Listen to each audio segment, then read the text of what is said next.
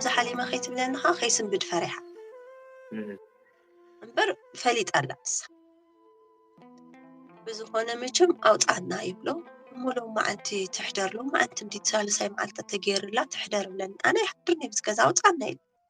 شو أنت هيدوني أمو نعاق دفيا نعاق دفيا موس خند حركة كادر لي خكيدي إلن شو أنت هيلي نمانك قدفا نزبئي إلي نزبئي عدي أقوى نحيا بإيده هبات النمبر نعاها هبتك ስለዚህ አገድ ይፈማል ከ ንዝብ ኻይ ገድፋኒ እቺ ሰንቢዱ ንመን ይዝብ ኢልን ንስኻ ዝብ ኢ አይገድፋን ሕጂ ግን ትወስደና ዲኻ ይትወስደን እቺ ተረዲኻና አቡ ድኾነ ነገር ተተዛሪበ ፍርሕኻ ኣለኒ ደብተራዮም ገለ መልስ ተባሉ ትወስደና ዲኻ ይትወስደና እዮም ሕጂ ነትዮም ድገበሩ ለአባት ደዊሉ وأنا تصادق كم زت ولا لا أو تصنا كابس كذات ولا لا ما كم يكلم سولو دحن يخيد إلو مالشا موازينا حيزنا خيدو نبت تخاريو كذا حيزنا خيدو درانا خاز يقول آخر ديد لما دتعيننا حنت فرناش كزيو كتصب مع التاجزا كلامله دست مستدلوا شعون تايليو بقى دحن نابح حفتي مستدول كنت حفتي متى دحن مسانا قني خنت حسكيات خديت بلني حجي حيزا عند حفتي مسكركو تجازا مسرعيتو دحاني بحفتا ماتيو تجازا مسرعيتو قال ملا بقى كابز جازا وطنيت بلن نتن دقا حفتي بتعم تفوتوان انجليش نفعاتين كزاربا تفوتوان مسان تعلل قلقل دحان كوينا بقى تعلل قلا شعو تحفتين تايتبل بقى حجي إذا خنداخد خوون قالسي حسكس كمي جرك يخسخ تقليو وقت حد ما كتخل ويقلا نجر كتقبر تقلها بنفسها وين آخر خمان كتقتلك كتخلسي كمي جركي بين خص كمي جرك تقليا أنا ما والر سلاز ولر وزكات منا نجر سلازي في دقين تاي هنا يفلتني عابز مسانا تكون سكواديات متتبل شعو حج علامة أنتي نيرو مسلكا مچم سنكساريوت انت اشموم اذا شو ما زبلكا نعا كم سويتو كحزا دليل نتا قلع تعرفتي خان موها بعد هذا رب كنت قولي كم يقمط ادليو يفلتو كريستوس ترايز فلطو لحرت علامه كله تبلاشيو شو دويلو مو مع استمت أقل مسفلنا تحفتي أراخبني لا سمعت شو ميلات كله خانة جريا له سامي أو واحد حلمته نجراتنا لا دحر حجي أديا أبزمت أعتو سجى إذا أقول أمس أنا تكونيا أين هبكانينا إلاتو تحفتي كأ لو على قاشي أول حنتي تفلت أنا جريلن سلزي أبزخ تكونيا أتجزا تدلها تقمت قلت هذا أكاريوتو هيج ود بطعم حارقو ما جمنا تسويت دويل انتي الوا يفلتني حج ذا قلعة انتي تخول كتزاناقع إلى حفتي سينما حيزنا آيات وهمس دقا مالتيو مس حيزنا مسعات ذات مسعات ود قال كيدوا بقى مليسا تتقلل بقى تمت نزشقا صفت تقليلا ملا تبلو موها رأيو جراوند بلاس واني لعلن تحتنيو اندحر آتيو خندي نجاري خاخت فحر كوفي لا نزماي كافيتا شوا حبل تاما اتماي الساحة 5 شين كوفي لا بقى تناوت أنا جميرا أفتي سرحان سرحلو مالت يوم بقى تنا جميرا خنقرب كايكلني أنا ويتقاتنا بقى لعلا أقمنا خوينا كم ززم لك تحزاي كونت نقول عاي كونت شو عقلنا مستقبلنا أنا نواي مستولت سامي أخي مزيخي قالكم سدي ጓልኪ ውሰድያ ከምዚ ትርብሸና ኣላ በቃ ናይ ማይ መጻረይ ነይሩ ኣብቲ ገዛ ንዑ ሰቢእ ሴራቶ ገለመለም በቃ እናዊጻትን እቺ ከምዚ ትብሎ ዘለኻ ዋላ ከምኡ እንዳገበሩ ንኽወስድዋ ይጽዕሩ ኣለዉ ማለት እዩ በቃ ተናዊጽና ሽዑ ጓልኪ ውሰዲ ምስ በልክዋ ንዑ ደው ኢላ ከምዚ ኢላትነ ትብሎ ታደ ኸማን ከመይ ዓይነት ኣደ ኣይፈለጥኩን ሕጂ ምስ በለቶ እንታይ ብላ በቃ ኣነ ክወስዳ እሞ ኣብ ጌስት ሃውስ ተኻርያ ከቐምጣ እየ ይብላ ሽዑ ደው ኢላ ኣነ ትጻድቕ ትብለኒ ኣቤት በቃ ንተሾመ ሃብዮ ኢላት በስመ አብ መንፈስ ቅዱስ ኢላ እንታይ ኢላ ንተሾመ ሃብዮ ጓልኪ ኮነት እንዲያ ኢላ ኣይወለድክያ እንዲያ ኢላ ኣይወለድክያ ኢላ ምንታይ ሕማቕ ትዛረብ ጓለይ እምበር ከመይ ጌርኪ ነዚ ዝብእ እዚ ሃብያ ትብለኒ ኣላኺ ኢለ ከመይ ጌርኪ እንታይ ከም ድገበሩ ፈሊጥክ ዲኺ ከምዝን እዮም እሞ እንታይ ክገብር ረቢሻትኒ ትብለኒ ኣላኺ እንደገና ከዓ ኣነ ክመጽእ ኣይክልኒ ስለዚ ሃብያ ይብለኒ ናቱ ቅዱስ ጊዮርጊስ እቲ ስራሕ ካብ ጓላ በሊፅዋ በቃ ሃብያ ኢላትኒ ከምዛ ዝብለካ ዘሎ ቁልቁል ዝኣፋ በቃ ኣነ ዋላ ሓንቲ ሕጂ ቀልጢፋ ክመጽእ ኣይክልኒ ሃብያ ደሓን ኢላት ከምዝን ዛበልክኹስ ሃብያ ትብለኒ ኣለኺ ኢለ እወ ኢላትኒ ኣይህባን ኢለ ራዩ ንኣይ ማምላኺ እምበር እንታይ ገድስኒ ድወለደታ ንሳ ኣይፈልጣ ኣይጠይቓ ኣይህባን ኢለ ኣይህባን ኢለ ዓይነይ እንዳረኣየ ዓይነይ እንዳሰምዐ ነዛ ብሩር ትመስል ጓል ነዚኦም እሞ ኣይህባን ኣነ ቅዱስ ሚካኤል ኣብ ቤተ ክርስቲያን ቅዱስ ሚካኤል እንዲኺብክኒ ኢላ መጺኺ ጓልኪ ካብዛ ኢደ ኢኽ ትወስዲ ኣብ ኢደ ድያ ረኪብክኒ ንተሾመ ድኺብክዮ ኢላ ንዓይ እንዲኺብክኒ እዛ ጓል እዚኣ እዛ ቆልዓ እዚኣ ካብዛ ኢደ ኢኽ ትወስዲ እያ ኣነ ኣይህባን ኪድ ክሰስኒ ኢለ ኣይህባን በቃ ድገበረት ትግበር ኣነ ቅዱስ ሚካኤል ይሂብኒ ኣነ ንኣሕዋተይ ሚለየን ኣነ በቃ ድገበረት ትግበር ክሕዛ እየ ነዚኦም እሞ እንዳረኣኳ ኣቦኦም የለ ተፈላለዮም ይመስለኒ ከን እንደ ተፈላለዮም ይመስል ደሎ ይሁሉ ኮንታይ እሳውን ተታሒት ክትኮን ትኽእል እያ ምናልባት ሕጂ ከም ዝበልኩ እግዚኣብሔር ይፈልጦ እምበር ግን ናብ ከምዚኦም ደብተራታት ዝመርሕ ኣቦ እንድሕር ኮይኑ እታ ኣቦ ንፈልጥ እዩ ማለት እዩ እታ በነብሳ እውን ምስተሾመ ጽቡቅ ገይሩ ይፋለጥ እዩ ማለት እዩ ማለት ብዘይ ምክንያት እኮ ከምዚ ዓይነት ነገር ውሳነ ወሲኖም ናብ ሰብ ዚ ኪዲ ከረኽቦ ይክእሉ ከረኽቦስ ኣይክእሉ ስለዚ እሳውን ፈዚዛላ ማለት እዩ እወ ነቶን መብዛሕትኡ ሕጂ ብፍላይ እዚ ናይ ህዝቢ መስተፋቐር ብሲንግል ዝግበራሉ ንትፈቶ ሰብ ኢልካ መስተፋቐር ትገብረሎ እዚ ናይ ድግምቲ ስራሕ ማለት እዩ ናይ ቤተክርስትያን ማሕደርቲ ገለ ክኾኑ ከለዉ ድማ እቲ ህዝቢ መታን እሳቶም ዝበልዎም ክሰምዑ ክእዘዞም ኢሎም ናይ ግርማ ሞገስ ዝገብሩ ናይ ህዝቢ መስተፋቐር ዝገብሩ ኣለዉ which is ክትሰምዖ ከለካ ብጣዕሚ እዩ ማለት ካብ ከምዚ ዓይነት ማለት ሓደ ግዜ ከይትዛረቡ ንቤተ ክርስቲያን ዘፅረፍካ ይመስለካ ግን ክንዛረቡ ክንክእል ኣለና ማለት እዩ ምክንያቱ ህዝቢ ይጠፍእ ስለ ዘሎ እንጂ ኣብቲ መስቀሎም ብጣዕሚ ዝሕዝን እዚ ክዛረብ ከለኹ ብልበይ ብጣዕሚ እንዳሓዘንኩ ፍትዋት ኣሕዋተይ እና ብመስቀሎም ድግምቲ እንዳስርሑ ናይ ህዝቢ መስተፋቐርቲ ህዝቢ ክፈትዎም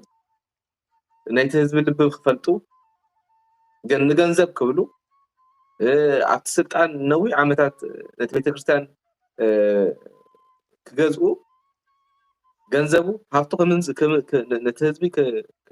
ክምዝብርዎ ድዩ ዝበሃል እወ ክብዝብዝዎ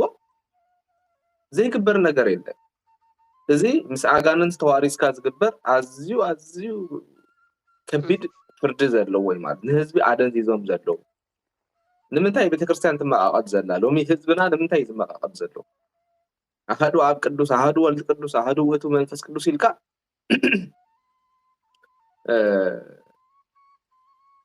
ቅዳሴ እንዳጀመርካሴ ልብኻ ግን ተፈላሊ እዚ ናይ ገለ ቤተክርስትያን እዚ ናይ ገለ ቤተክርስትያን ኢልካስ አበይናይ ቦታ ህዝቢ ከምዝኣቱ አጨኒቆሞ ዘለዎ ከምዚ ዓይነት ሰባት እዮም ማለት ክንፈልጦ ክንክእል ኣለና ማለት ነዚኦም ሰባት ክነለልዮም ድማ ቀሊል እዩ ኣብ ቤትና ጸሎት ክንጅምር ከለና ሪኦም ትፈልጦም ብተግባሮም ትፈልጦም በዘራርቦም ትፈልጦም በካይዶም ትፈልጦም እግዚአብሔር ሽንቱ አቢሉ ይዘርየኩም ማለት ሰብ ክጽሊ ክሰግድ ክንብርከኽ ንሰዓት ቅዱስ ቁርባን ክቀበል ከሎ ትሪኦ ኢኻ ማለት እዩ ብግህዶ ኢኻ ትሪኦ ማለት እዩ እግዚአብሔር አይናይ ቁኑ ዓቦ አይኑ አይኮነን በግልጽ እዩ በቃ ሪኢኻ ትፈልጦ እግዚአብሔር ገልጸልካ እዩ ልቦናኻ ውሽጥኻ ይነግረካ እዩ ማለት እዩ ስለዚህ ክንዲ ኣለው ከምዚ ኣደን ይዞም ነቲ ህዝቢ ኣፍዚዞሞ ዘሎ ምናልባት ዛደውን ከም ክትከውን ትኽእል መቸም ገንዘባ ንብረታ ሃብታ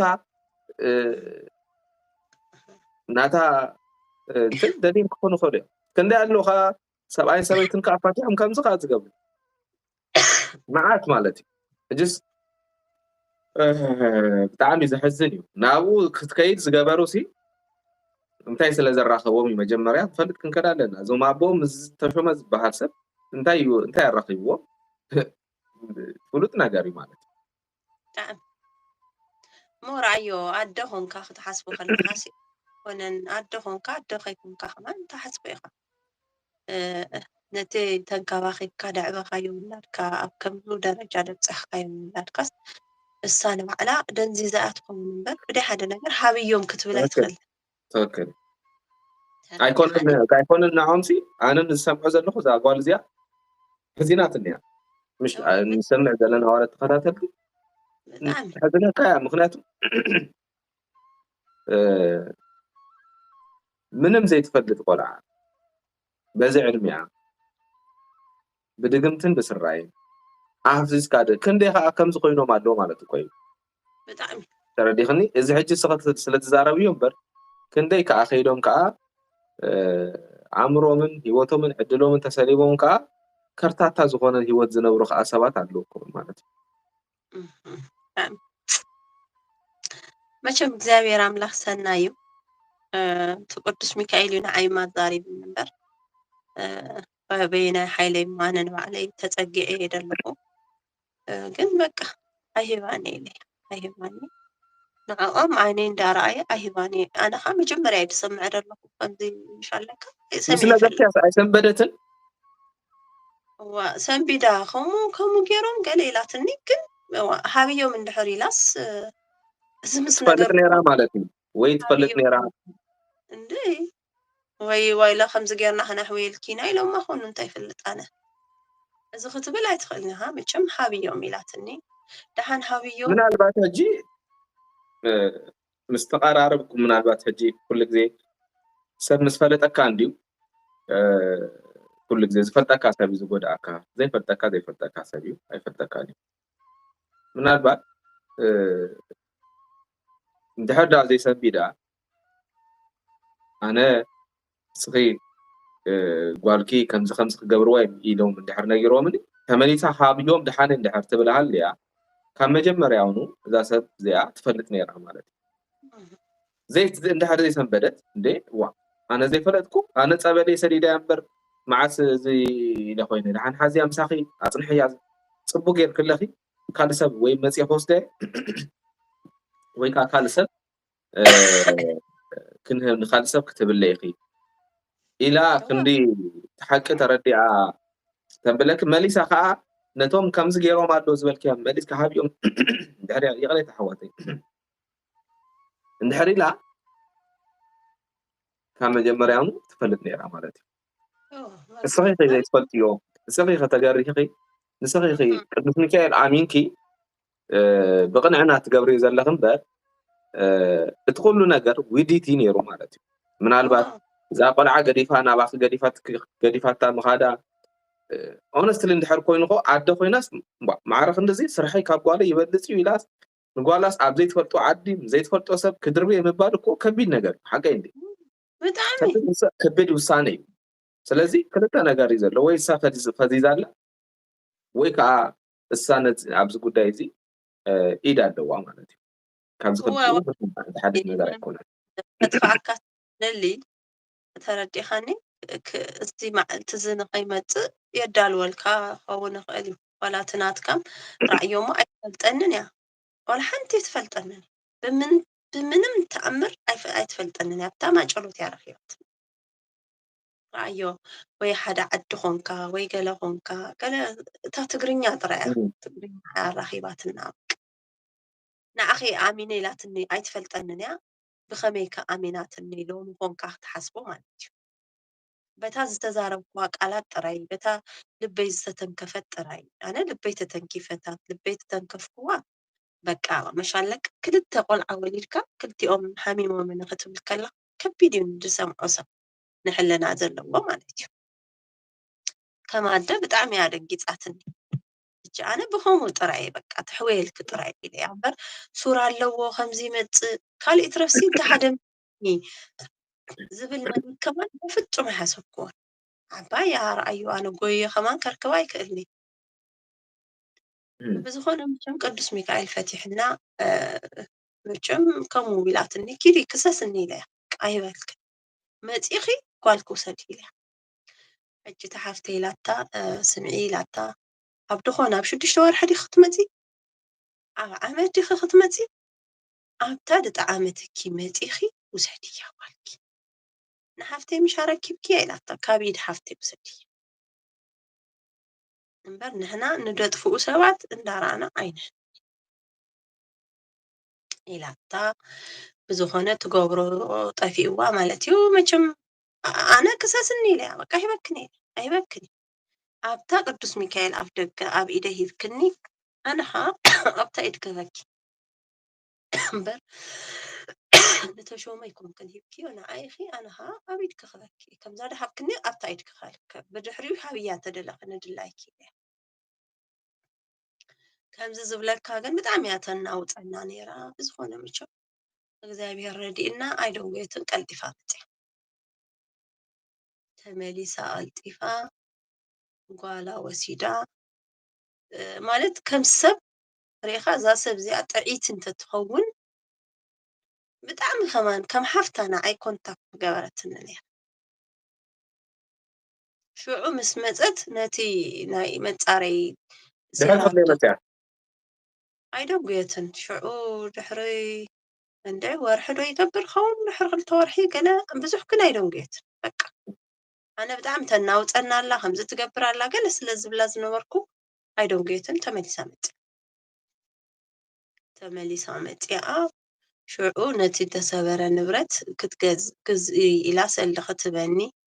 ይቐኒየልና ኢላታ ሓፍተይ ንሕና ዋላ ሓንቲ ገንዘብ ክደሊና ኣይኮናን ከም ሰብ ክትሕግዘኪ ኢላ እምበረይ ዋላ ሓንቲ ደሊና ኣይኮናን ገንዘብ ክሓዝልና ኢልና እያ ጥራይ ውላድ ክውሰድልና ኢልና እያ ሽዑ ብድሕሪኣ ድገርመካ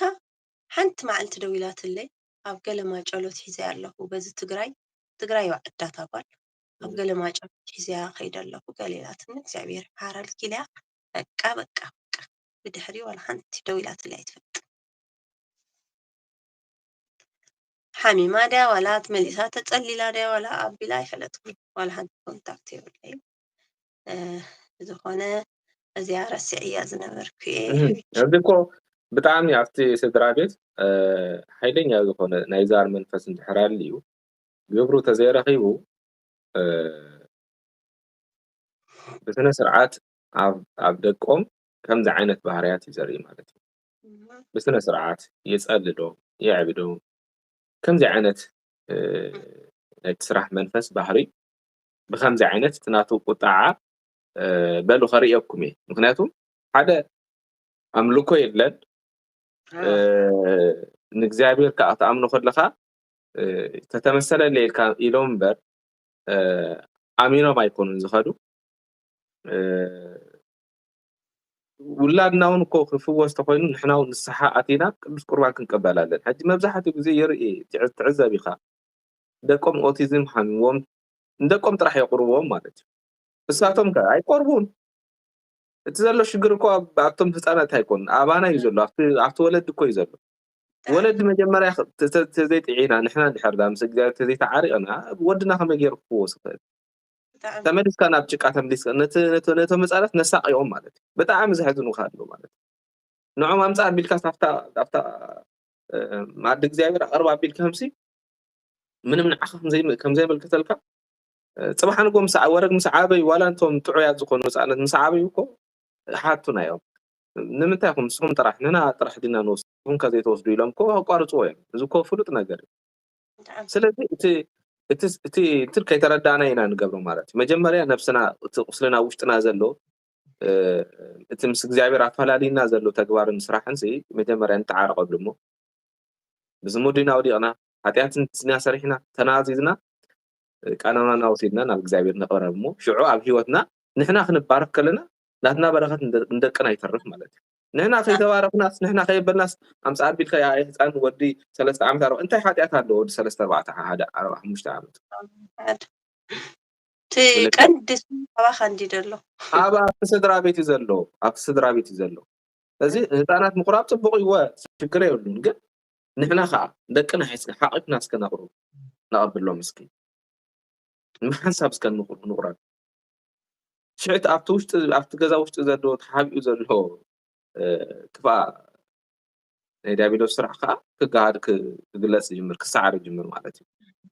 كنا نقولكم دابيلو زي سعره نجار نحال اليوم مالتي قدوس قربان زي فتصوم أي كحالفي أي كبلوني مالتي زي نحنا بأفنا تينا كرارارار نابلنا شمدو صلوت مغنياتهم بلب نايب حق خوينا سلازين يصلو مسانا إلا ما مدوي لازم يتقار منفسي يمزلوا أبوتات كمان منفسي خوينو مساخا يدقم مساخا بقى أتا قدوس قربان أي كلان فتوات حواتي قد يبلكم قدوس قربان أي كلان السا تندويا سلازي نابا نخينبص بزح مخنيات بزح شجر بزح فتناتات بربعات يوم أذن وجي زخفتنا ندحرنا طيحنا صلوت تجميرنا افتن الصحة خينا قدوس قربان كاين قبل لك وجي زخفت حيلني حدا دنيا زكون بس حزو بسرح كتزو بحداركم بدقكم كتحزو بزي كفتو نجر اتا قدوس قربان خيتو مخنياتهم نعاء كاسن فاي كل ما مدو يكل نعو كل ما مدو يكل انتي دي مثلك حوي كل جزء نحنا ندحر نصوم نصلي نسكت بيتغشتنا أنتم تخوينا منفس لنا أي مثلنا ومن بيتغشتنا أتوي منفس توي تصلي ومنفس توي قبلي السجن كم زختوا له أنا حكا كله لميدو شكري يقول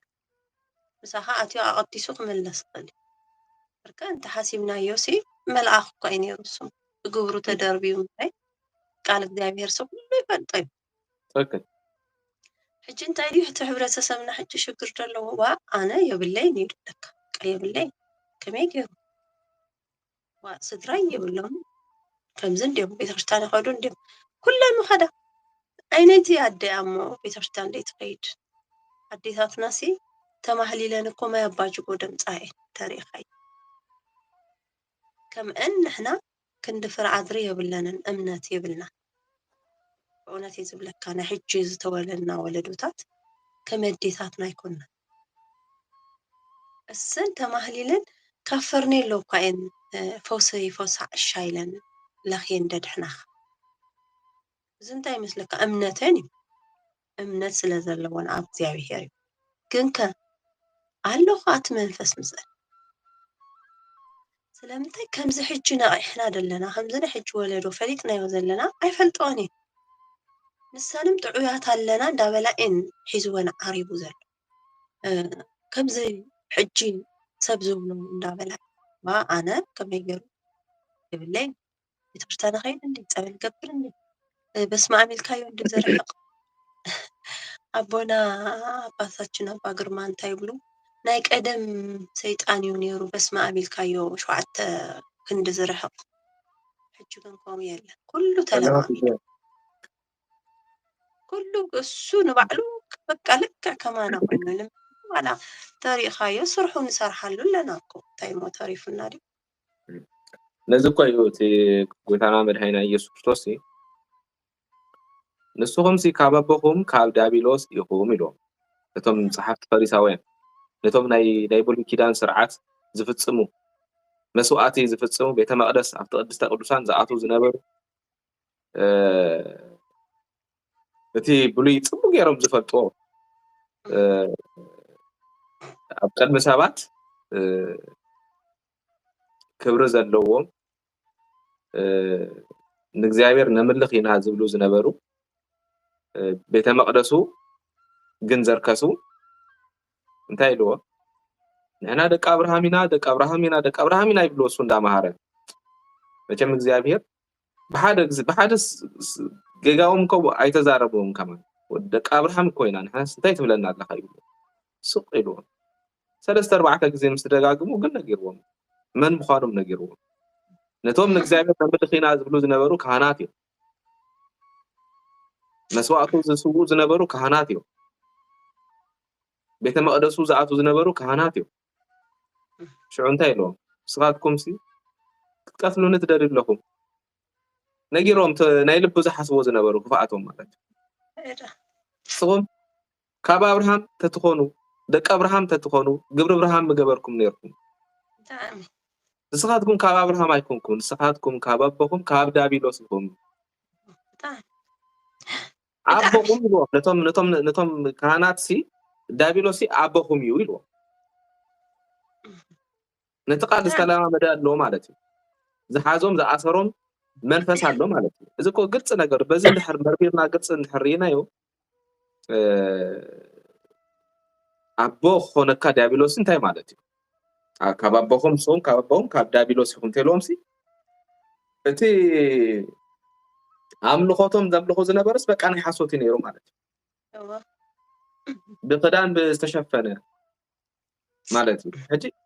ከመይ ገይሩ ንኻህን ክሕዝ ይኽእል ከመይ ገይሩ ንዲያቆን ፅቡቅ ገይሩ ቀዲ ንዖም እዩ ዝደልዮ መጀመርያ ነቲ ጓሳ እኮ ይኻርም ዝደሊ ሰይጣን ስለዚ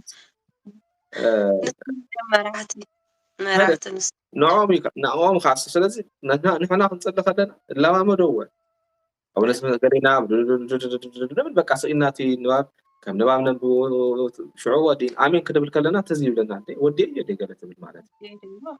بقى مزيد تصدق صلوت عند أصل شوك أو جخات صلوت كجمرة جخات سجدي جخات واي بتكرسن كي عند قبل كان عند أصل شوك أتجاورنا قال يدلي فرطي على بخانات كاس اللي بفرطي صبوا غير فرطي لا ما مدوه نتاعدوس قربان قل هاي كلامي نتاعدوس قربان السا بفلاي سراي بتدقاقامي نتحدث هذا شجركم سبا قدوس قربان كي قارصكم قدوس قربان انت خيلكم ابسد استسارسته معات تقبلوا تخليكم بجكاتي كእግደኩም ዝኽእል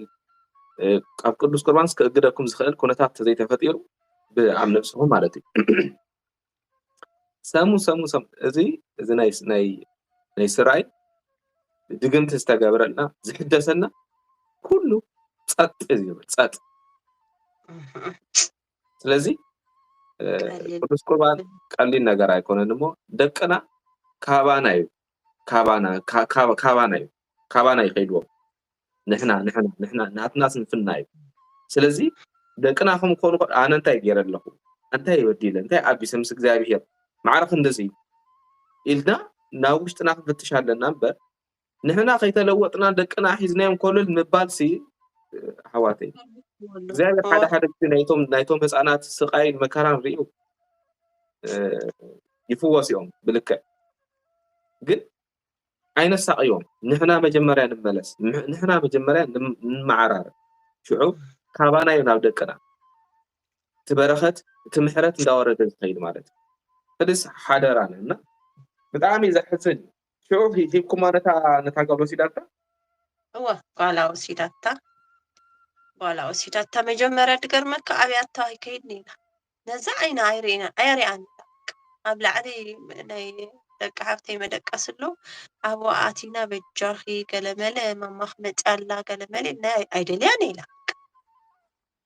ኣይደልያን ያው ገዲፋታ መኻዳም ኣለዎ ኣሎ በብተኣምራ ድሓን ምስ ኮነ ድርዳኣ ነገር ኣሎ ኣይደልያን ኢላ ሽዑሳ መፂኣ ለሚናታ ገለመለ ሒዛታ ኸይዳች እግዚአብሔር እቲ ቅዱስ ሚካኤል በዓሉ ይምኒ በዓለይ ከዓ ኣብ ኢዳ ኣብ ሕጂ ኣብ ከመይ ኩነታት ከም ዘሎ ኣይትፈልጥን ኢኺ ولا حنت يبلين كونتاكت ولا تشمان يا دي أخمان طفيني دقرمك ولا حنت يبلين كونتاكت بك السام كم سأخذ ولدك بأنيرو السام حنت مع التي دويلا كم زبلك أبقى تقراي ما جلوتها وسيدة الله إلاتني بك እግዚአብሔር محار الكيلة بزحريو السام يدولتن أنا ببنتي مهدولة لايك إن تليفوننا كندا ما يفلتوني أبي بوتا لا ما يفلت بزخونه مچم ቅዱስ ሚካኤል ከምዚ አውጪና ማለት እዩ ይገርም እቺ እዚ ዓባይ ነገር ረሲያ እያ ነይረ ዓባይ ክትነገር ዝግባ ብሓቂ ዳሓር ሕጂ ናብ ጣልያን ይኽምለስ እግዚአብሔር አምላክ ሰናይ ነቲ ድረሳኽዎ ነገር ወዲ ማለት ነው ዓብ ነገር እዚ እንኳዓ ዘከርክዮ ምክንያቱ ብዙሕ ሰብ ከምዚ ዓይነት ነገር ኣብ ሂወቱ ከጋጥሞ ክእል እዩ ንፀበል ከድካ ካልእ ምሕረት ትረክብ ኢልካ ኸድካ ኣብኡ ከዓ ተመሳሲሎም ከዓ ኮፍ ዝበሉ ደብተራታት ከዓ ኣሎ ማለት እዩ ፀይቂ ዝሰርሑ ማለት እዩ እና እንኳዕ ዘከርክዮ ናይ ብሓቂ ዓብ ትምህርቲ እዩ እዚ ተዝርሳዕ እዚ ከማ ሓደ ዓብ ትምህርቲ እዩ ማለት እዩ እዚ ስ ክትሓስቦ ኣይትኽእልን ኢኻ ማንም ሰብ ክሓስቦ ኣይክእልን እዩ ነትዮም ኣቦታት ርኢኻሲ ከመይ ጌርካ ትሓስቡ ከምዚ በእውነት ምፅራይ ክጅምር ከለኹ ካብ ገዛ እዩ ዝብልሲ ናይ ባሓቅ ግርም በእውነት ንሕናሲ ምእመን ኢና ኖ ንሶም በቲ ድመርሑና ኢና ንምራሕ ከምዚ ኣቦ ኢልካዮ ከምዚ ክረኽበካ ከሎ ግን ብጣዕሚ ልዕሊ ኣእምሮ እዩ ብጣዕሚ እዩ ደሰምች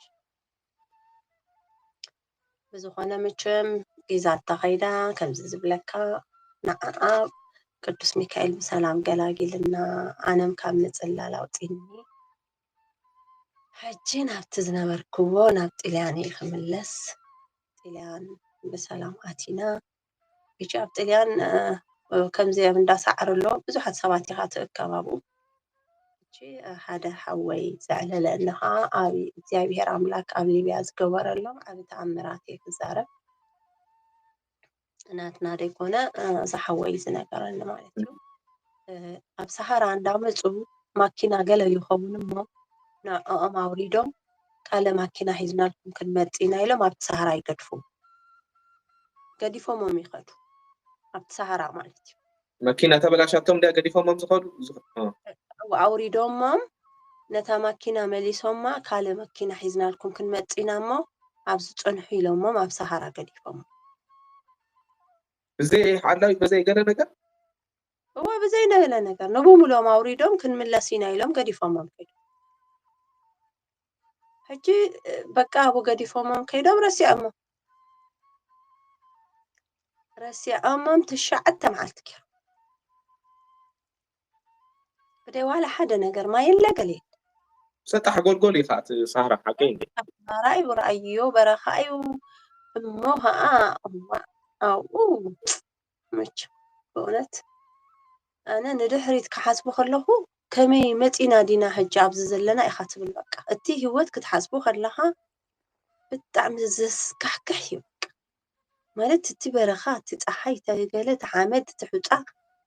ከመይ ጌርና ኢና መፂኻ ኢኻ በቃ ትብል እግዚኣብሔር ሓይሊ እምበር እቲ ቦታስ ከመይ ገይሩ ተሰጊሩ ኢኻ ትብል ገዲፎሞም መፂኦም ገዲፎሞም ከይዶም ተመሊሶም ገለ ኮይናቶም እያ ማኪና ካለ ማኪና ክነምፃልኩም ኢና ኢሎም ገዲፎሞም ምስ ከዱ ትሻዓተ መዓልቲ ጌርና ይብለኒ ሕጂ ዝሓወይ ከኣለና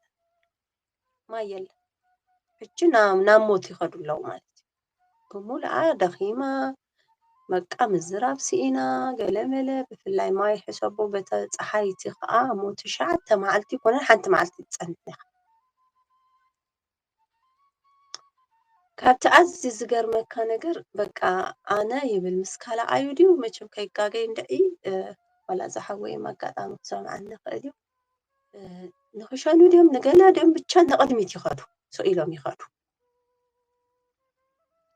ሕጂ ቅድሚት ምስ ከዱ እውነት ስራሕ እግዚኣብሔር ከመይ ጌርካ ክትገልጾ ትኽእል መጽሓፍ ቅዱስ ተገንፂላ ጸኒሓቶ ኣብቲ በረኻ ስርዓት እኳ እዩ መጽሓፍ ቅዱስ 81 ናሃቱ ተኸፊታስ ከምዚ ሰብ ደንበቦ ድኽፈት ምሽ ኣሎ ተኸፊቱስ ኮፍ ኢሉ ጸኒሑ ሕጂ ሰንቢዶም ነቲ መጽሓፍ ቅዱስ ኢሎም እዮም እንግዲህ እንታይ ኢሎም ምስ ከዱ ኣብ ትሕቲኡ እስከ እንታይ ጸኒሕዎ ማይ ዝተቐበረ ብሃይላንድ መዓት ማይ ኣብኡ ብሑፃ ተቐቢሩ መን ቀቢሩዎ ስላሴ ምፈልጡ ኧረ በስመ አብ በቃ እታ መጽሓፍ ቅዱስ ግን ኣብ ላዕሊ ተኸፊታል ነዚ እኮ ምልክት እዩ ማለት እግዚአብሔር ሲት መጽሐፍ ቅዱሳዊ ምህላው ናይ እግዚአብሔር ነገር ምዃኑ እግዚአብሔር ዝገደፈሎ ምዃኑ እዩ ዝነግር እምበር ኣብቲ በረኻ ዳ ማይ እንታይ መን ክኸብሮ ይስተበር ኣብቲ በረኻ ስብ ቀቢርካ እንታይ ክትገብሮ ነቲ ማይ ተኣምራት ሕጂ ንሱ ኣብ ጢልያን እዩ ንዓይ ዝነግረን ሕጂ እንታይ እያ እታ መጽሓፍ ቅዱስ